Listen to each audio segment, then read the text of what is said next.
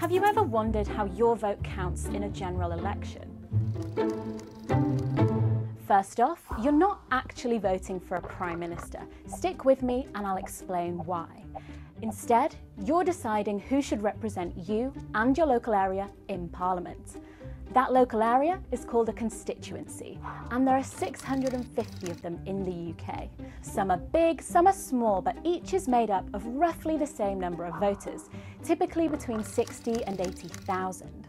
So, on election day, voters in each constituency choose one person from a list of candidates. Most of them are in a political party, but they don't have to be. The candidate with the most votes in each constituency wins. This system of voting is called first past the post, a term that comes from horse racing. All a candidate needs to be elected is to get more votes than any other candidate in their constituency. The winner then becomes a Member of Parliament, an MP. That means they get a seat in the House of Commons, where they can debate and vote on laws and check up on the government's work. But the seats are actually benches, and there's only space for about 430 of the 650 MPs to sit down at the same time. The way we elect our MPs explains why you hear a lot of talk about safe and marginal seats in the run-up to an election. A safe seat is one that a candidate from a certain party is likely to win, usually after they've been elected with a large majority last time. But a seat is never completely safe. Large majorities have been overturned.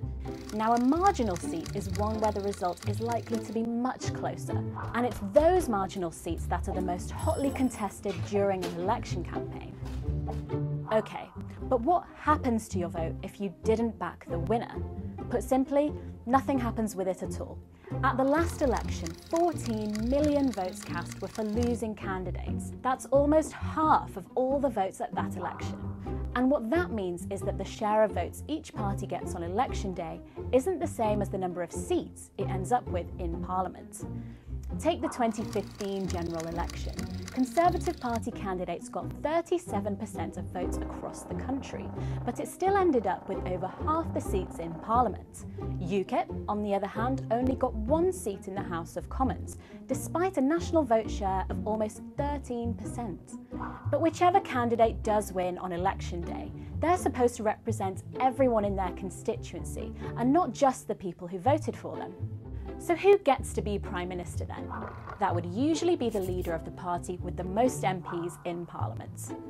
And what does the Prime Minister do? We'll leave that for another video.